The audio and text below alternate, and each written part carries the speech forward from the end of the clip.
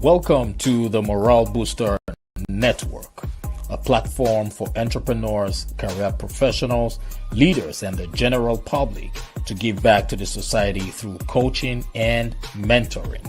I remain your host, Dr. John Ugulu. I am an author, speaker, and strategist. I always say experience is the best teacher. You can stream or download this podcast from YouTube, Spotify, iHeartRadio, Apple Music, Google Podcast, Player FM, and Pandora. Sit back, relax, and enjoy the show. Hello, and welcome to the Morale Booster Podcast. I am Dr. John Ugulu, your host, and I am the Morale Booster. In this season of From Idea to Impact, we will dive deep into the creative process, challenges, and the triumphs that come with bringing a book to life. In this episode, we are thrilled to welcome our guest, author B.G. Howard, who is a published author. Um, while we get to know him and his journey, I would like to remind everybody that every day above ground is a blessed day. So if you are happy to be alive this moment, you who's listening to us, if you are happy to be alive this moment, I want you to please place your hand on your chest and say, I am blessed. Yes, you are indeed blessed because it is a privilege to be alive.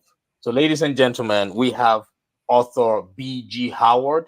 He is a former business owner who retired as the consequence of an accident that subsequently prompted his transition into an award winning author, public speaker, newspaper columnist, and self proclaimed philosopher. He is a philosopher. He loves to write about philosophy, he loves to talk about philosophy. With limited physical capabilities, he lists the fact that writing is a necessary outlet, allowing him to embrace the challenges of being who he has become while mastering the art of being in control of being out of control. Wow. Ladies and gentlemen, please join me as I welcome B.G. Howard, an author. Welcome to my platform, sir. Thank you, Dr. Agulu. Thank you. Thank you for sharing your stage. You're very welcome. Now, your profile is very um, inspirational, and I would like to ask you, who is BG Author? Outside of that summarized bio profile, who is BG Author?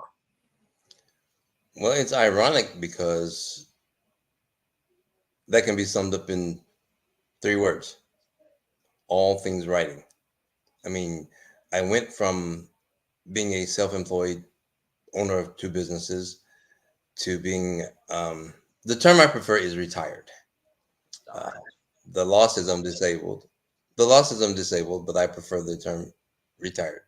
So, uh, but I again, as you stated, with limited physical capabilities, um, I mean, I can function, normally. Okay, it's not normally, but it's a little bit challenging. Everything I do because I suffer from lack of balance. There's obviously the stutter. Sometimes that's worse than others, but in essence, all things writing. I enjoy poetry. I write poetry. I write short stories. I'm a weekly newspaper opinion columnist for a newspaper back home in Georgia. And I write philosophy. And to this point, I've got 3 published novels, and scripted storylines for about 22 or 23 more. So I just enjoy writing. Oh, awesome. Thank you so much for sharing. It is it is a very interesting career path. It is a very interesting skill, knowing how to write. And I want to say thank you for accepting the call to go into that side, that area of your life where you directly or indirectly you are creating a legacy that will outlive you, a legacy that will motivate and inspire the next generation of leaders. So we appreciate you for the work you do. And you already know that you were sent into this world on purpose, with a purpose, and for a purpose. And we are glad you are living that purpose. So God bless you once again for that. Well, thank you very You're, much. you're welcome, sir. So now, what inspired you? Okay, let's first of all hear from you the titles of your books that you have already published. The first was published in 2020. I was let me as I often say in writing lingo, let me give you the backstory. Mm. um, I was self-employed, had a couple of businesses, suffered an accident. I was undergoing rehabilitation, physical therapy for 8 plus years. Um, in the process of doing that, you know, I I went from living life at 150 miles per hour to a standstill Mm. overnight. Only what was overnight to me was actually about 7 or 8 months later because I was in a coma for 7 months. So then it was like I had to start over again. And one day, the only thing that I could do, I bought an internet subscription, and that's what I would do. That would because I went from working 140 hours a week to sitting still, and so I would spend all my time on the internet, surfing the internet. And one day I'm at the computer, and this idea enters my mind, and I thought it was strange because I didn't know what it was. So I dismissed it. That went on for 6 to 8 weeks, and I finally just said, "This thing is not going to go away. It's not going to leave me alone." So I literally opened the Word document and started typing. I had no idea where I was going. I've often heard many authors say that they had no intentions of writing a book. I definitely didn't have any intentions of writing a book because I didn't even like to read. But fast forward a few years, because I was again undergoing physical therapy. I had to learn how to type all over again. Everything I started from scratch. But the long story short, I ended up with a manuscript, and I didn't know what it was, so I just filed it away on my computer. And I think like 6, 7 years later, um, you know, um, I handed it to someone, and they read it, and they were like, "You've got to do something with this." And I said, "What do you mean?" They said, "This is good. You can write." So at that point, I think I was in 2018, 2019, and I, you know, explored the idea of publishing. But I'm not a famous actor or actress. I'm not. I looked at me as nobody significant. So I figured, after doing all the research, I figured the easiest and simplest thing to do would be, self-publish. Uh, the thing that I didn't realize is how much money would be required. Yes, it is capital intensive. ah, ugh, to say the It least. is. It But is. so anyway, I published the first one in 2020, and I didn't. Again, I didn't know what I was doing, so it wasn't until after I had launched the first novel, Family Ties Thicker Than Blood, that I realized, oh shoot, I don't have any idea what I'm doing. So I had to go back and research how to write a novel, and that's what facilitated the revised edition, Family Ties, Thicker Than Blood, and that one launched in 2022, 2 years later. The first one, I was awarded an independent review group via the internet. I was Scribblesworth. I was awarded best. I was named best new author in 2020. Then I revised the novel, and the revised edition launched in 2022. That one netted me a Distinguished Authors Guild, DAG for short. But that netted me a Distinguished Authors Guild Best Fiction Award. And then I launched the third installment, Family Ties 2 Blood Covenant, in March of this year. And I was just named, that one was just named, and I've been nominated again in the same category by the Distinguished Authors Guild. And that's been, to this point, my journey. Then I started working with a marketing coach. His name is Coach Dunbar. But he encouraged me to begin the process of developing a master class, a teaching. Uh, and the thing that I ran into when I have to say, when I did the research, 82%, 81, 82% of people in this country have a desire to write a novel or write a book. But then studies show that only about 3% pursue the option. And I'm trying to figure out why such a disparity. So when I did the research as far as how to write a novel, the first thing I heard that I read is that you start out with the end in mind. And I'm like, well, that doesn't make a whole lot of sense. Then you outline all the characters, you detail you lay out the plot, the storyline, outline the characters, and I'm thinking to myself, common sense says that's why it's so difficult, because you've got to have the book written before you even start writing. So the program that I'm developing, it's developed. I just got to complete a few more details, but it's called Just Right. Just WRITE, Just Right. And when they tell you, they give you all these directions, outline the characters, the plot, and blah blah blah. That to me is stifles your creativity. The creative aspect of being a quote unquote creative is to be able to create, to create. That's correct. I agree with you on that. And they stifle you so that you don't have that freedom, that liberty. And to me, that was the biggest problem. That is the biggest problem with aspiring authors. Mm. Yeah, thank you so much for sharing. And like you initially said, it could be capital intensive Mm, to write. it So is. yes, Everything costs. Everything costs. yeah. So thank you so much for sharing that with us, so that those aspiring authors out there can get to learn from your journey. And I want to say you have truly been through a lot. Being in coma for 7 months, 6, 7 months. Is it 7 months? 7 months. That's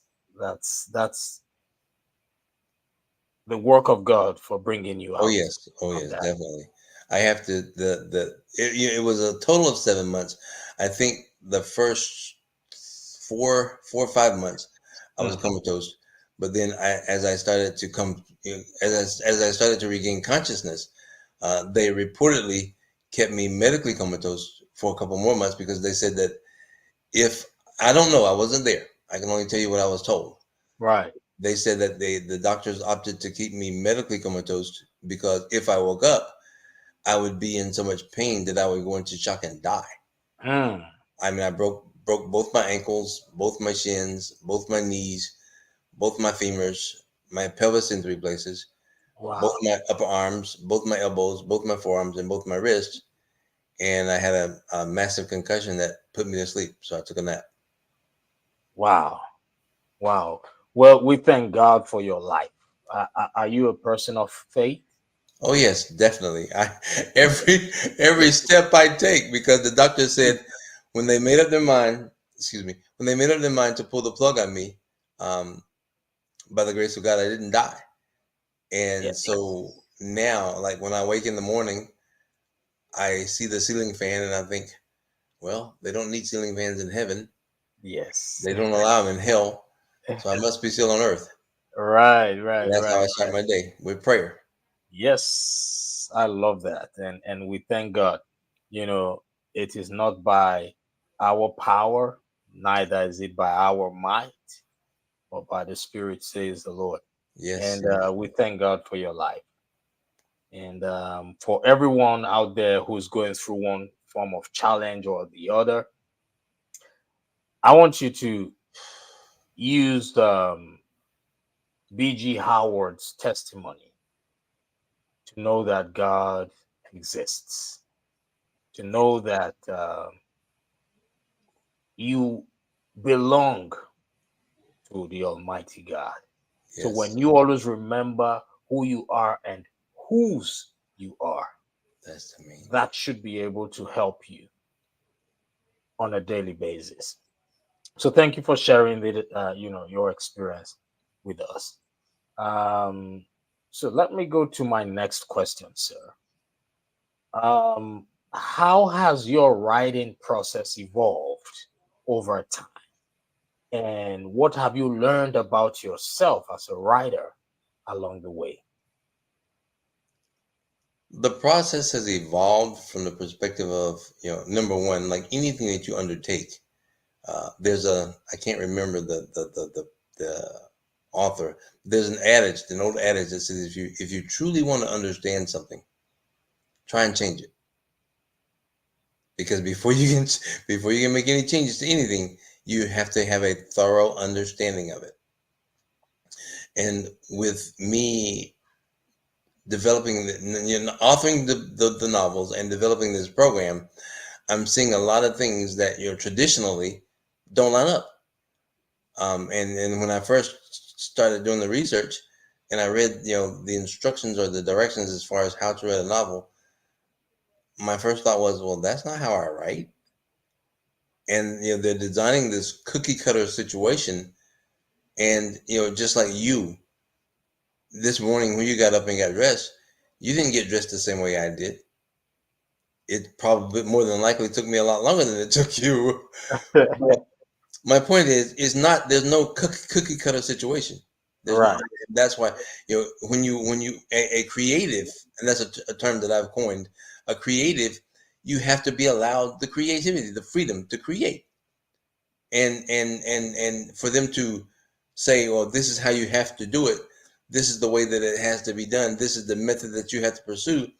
That stifles your creativity. Put you in a box.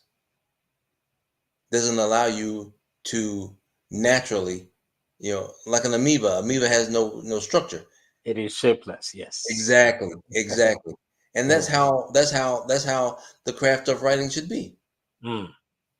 in my opinion. Of course, I'm just some lowly little disabled guy. Yeah, it resonates with me. That's why it's called the creative sector, the creative space, the Exactly, creative industry, because it exactly. has to do with you being creative.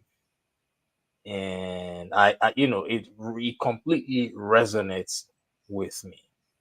So now there's so many authors out there, or aspiring authors out there, who want to get started, but they are waiting for the perfect time.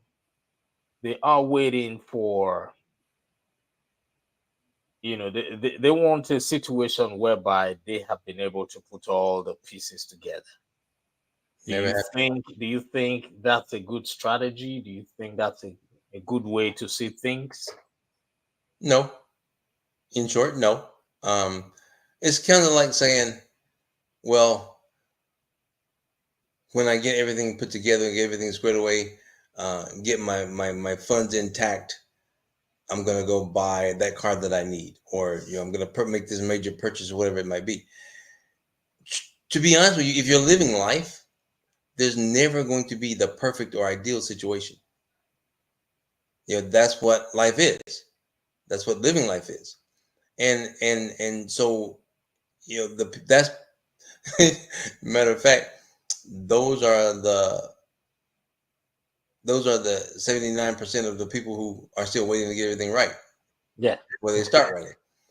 Because the premise of the program which that's being developed, it says just right. It's named, it's termed that for a reason, because people want the ideal situation. It's like, okay, you want to be able to wake up in the morning. uh you don't have to go to work because your bills are paid. You don't have to stress about anything because nothing is wrong in your life. And you can go to your library, and where you have everything set up, and just start writing. And you can write from 9, 10 o'clock in the morning until 4, 5, 6 in the evening. That's never gonna happen. Never. In a perfect world, that's never gonna happen. And so the idea is like, there are a few notorious authors, um, like a lot of people are familiar with Michael Crichton. Um, uh, I can't. I'm drawing a blank, but a lot of the famous or well known authors, you know, um, there's one in particular. I can't call her name, but she started out. She's a mother of two children, and so she didn't have the time to just sit at a computer and pick away. So she would like scribble ideas, concepts on napkins, and little scrap paper. That's how you do it. You just write. That's right. You may not have, you may not, you're like, okay, well, I don't have an hour to sit down. But if you got 5 minutes, in 5 minutes, if you're a relatively fast typist, in 5 minutes you can knock out 300 words. But if you can only do 150 words, okay, fine. Just write. Don't rush the craft.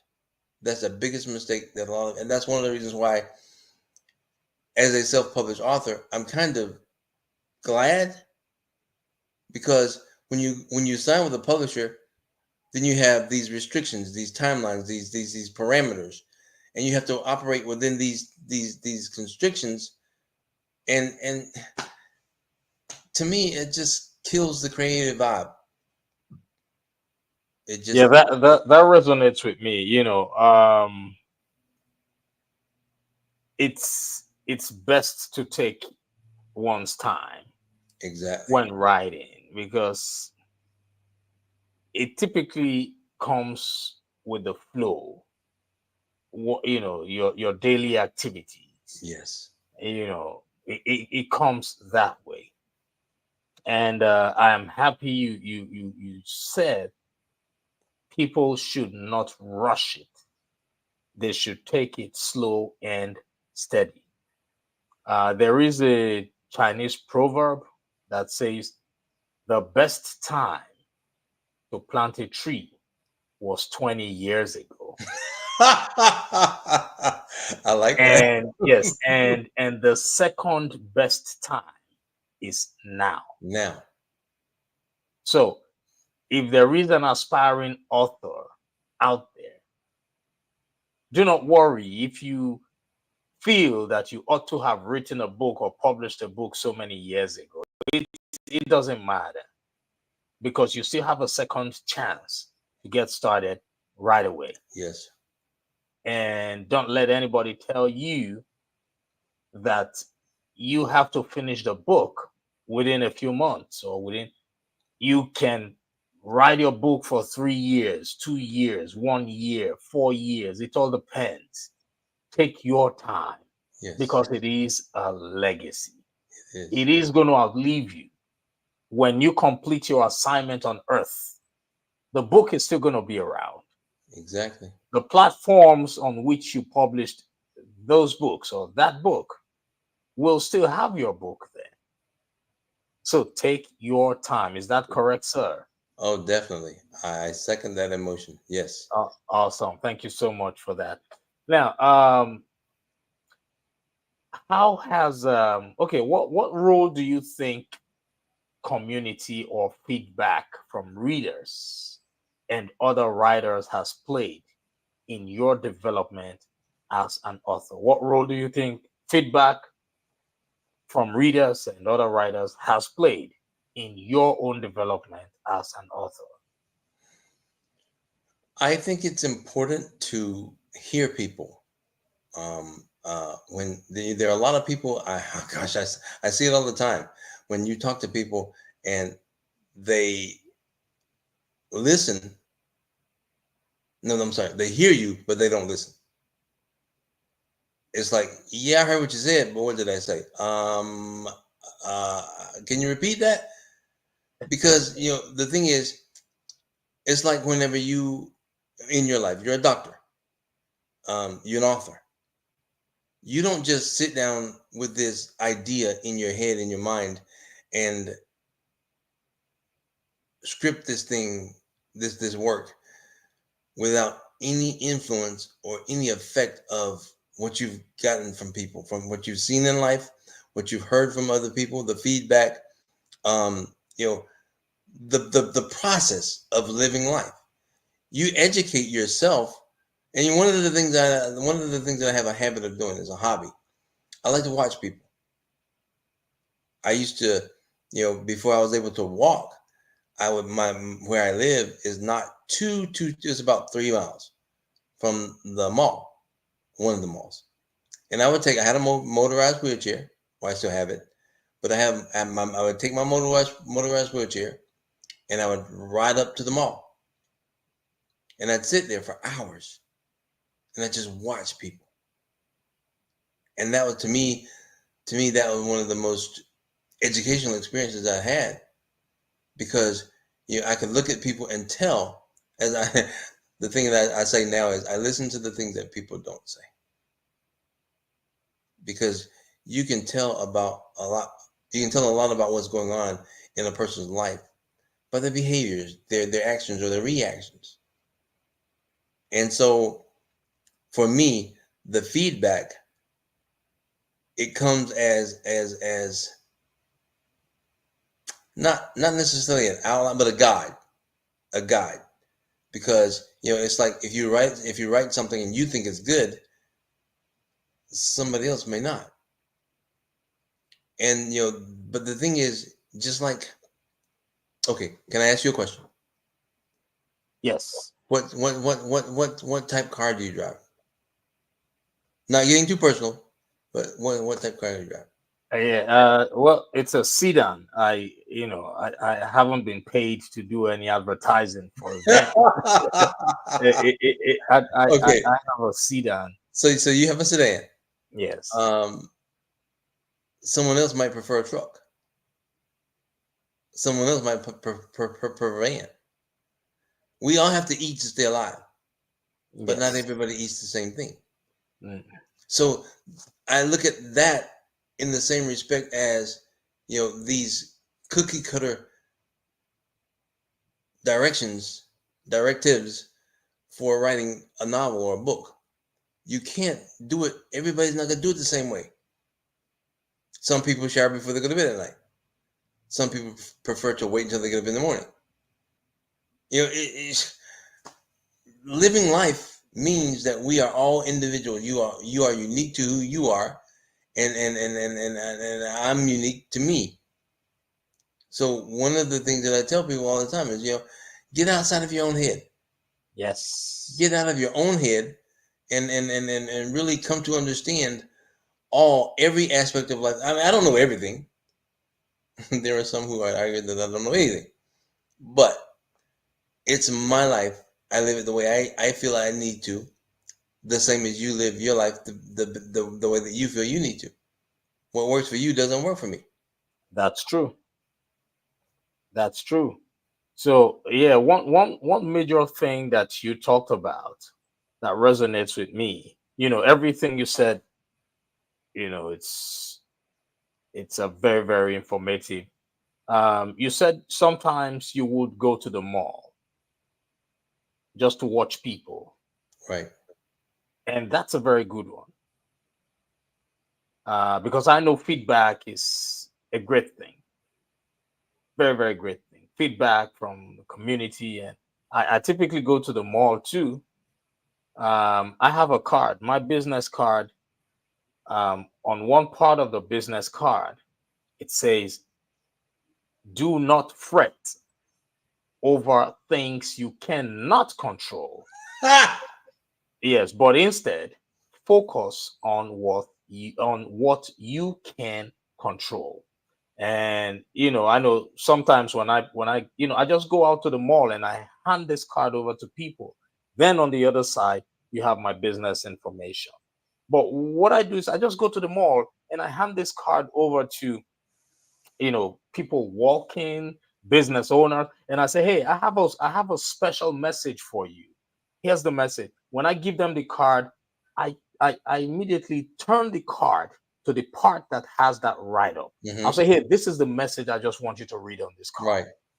Read it, please, if you don't mind. And they will read it and say, hey, do not fret over what you cannot control, but rather focus on what you can control. Some of them would immediately say, oh my God, I needed to hear this message. And You before know, you know it, we will start talking, I think right? I think we Yeah. might have somewhere down the line around the great great great grandfather Yeah. era. We may have been related. I have one. I call them my twisted hillbilly philosophies. Yes. Being from Southeast Georgia, Yes. one of my twisted hillbilly philosophies suggests that people spend entirely too much time worried about things they can't control and too Yes. little time concerned about things they can. Absolutely. That's my favorite. You see, that makes it calms me down. It It puts things into perspective. that's it. And I tell people all the time, no matter what you do, no matter what I do, things are going to turn out exactly the way the Lord intends for them to. There's Absolutely. nothing you can do to change that. Absolutely. So yeah, I think that may have been you at the family reunion about 3 years ago. Well, you never can tell. I saw some guy in a nice suit driving a sedan. Oh, okay, okay, okay. It's possible. Well, yeah, yeah. I attend a lot of. It's possible, you know. So I do that all the time. I hand the cards and I say, hey, don't fret over it. And before you know it, we get talking, and some people would immediately sit down and say, hey, I want to get to know you. Some people would say, hey, I needed to hear this. Hmm. Some people would say, thank you so much. How can I be of help to you? I do that all the time Yeah, and I'll tell you, because I want to hear from people. I want their feedback on right, what's going on in their lives. that You know, broadens your horizons. yes, exactly. I mean, Yes. I was walking through the, well, I was not, while I was riding through the mall Mm, one day, and there was this young lady. She was sitting on the bench, and she just sitting there. You know, um, she looked disconnected, mm. and I came up to her and I said, "Excuse me," I said, "Ma'am," and she said, "Yes." I said, whatever it is, understand nothing is so bad that God can't fix it." And she goes, "What do you mean?" And I said, "The issue with what you're dealing right now, God can fix it. The only thing He wants you to do is allow Him to." And I won't go into it was a lengthy conversation, but I found out that she was actually sitting there contemplating suicide. Wow. Wow. She has told me we're still in touch, uh, but she has told me a number of times beyond that. You saved my life that day, Yep. Yep. That's it. and I told her, I said, Um, "Well, it's not me; it was God. Yeah, I was just compelled to speak to you." wow. Wow. So Thank God for you, and thank God for putting you in her way, putting you in her life. at that very moment. And Yep. that's why we have this platform. And for everyone who's listening to us right now, I don't know where you're listening to us from. Please like and share this broadcast. Here's the reason why. Because you might just be saving the life of that one person who has been waiting for a lifetime to hear these words of inspiration. A man who was in coma for 7 months, and yet God brought him back to life. And now he's writing books to help people understand that they have a purpose in life, helping people understand that they they are here on purpose. So if he could do it and if God could do it for him, it means you too, God can help you. It also means God can help people through you. So that's why we encourage you. Please like and share it because God might just be using you to save the life of one person. Yes, we're still on with B.G. Howard, an author. And how can people get your book? Where can they find your book or books to buy? Well, the easiest and simplest way is to visit my website, author, as in writer, authorbghoward.com. You can you can request a copy of the novel. Look at there is it's about my website is about more than just the novels. I mentioned the blog page. I have a blog page called Points to Ponder. Those are original philosophical quotes from the mind of moi. And I also have another blog page called In the Gray Matter. I write a column for the weekly newspaper in Georgia, and those are posted there as well. Just random thoughts, whatever comes to my mind that week. And also, you can find out a little more information about me, which is not the interesting part. But anyway, um, and then the normal or the usual platforms: BarnesandNoble.com, Goodreads.com, Amazon.com. It can be the books can be picked up there as well. Awesome. Thank you so much for sharing. So, ladies and gentlemen, you can find his contact information right there with you. It's on the podcast for those who are watching the video, it's also on the screen. You can visit his website, www.authorbghoward.com. Authorbghoward.com. It's one word. And I also want to encourage you to follow him on Instagram. His Instagram handle is just right there for you to follow him. He's also on LinkedIn. He is on Twitter as well. Yes, you can go right now and follow him. If you want to learn more about him, just go to his website and possibly send him a DM on any of those social media platforms, and he will respond to you at his earliest convenience. So, sir, before I let you go for today, my last question is um, looking back at your journey, looking back on your journey, Hmm. what advice would you give to aspiring writers who are just starting out? I know you've told them that they should just start right now.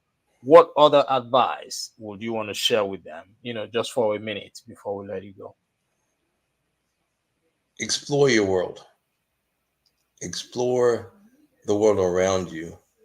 It doesn't mean that you can like literally take a flight or jump a train or whatever. But even and right now with the benefits of technology, you can go anywhere in the world at any moment that you want. All it takes is a few strokes of your computer keyboard. But explore your world, know the world around you, and get familiar with how you fit into, how you sync with what's going on around you. Be in touch. Be real. Explore your world. Yes. Be real. That's correct.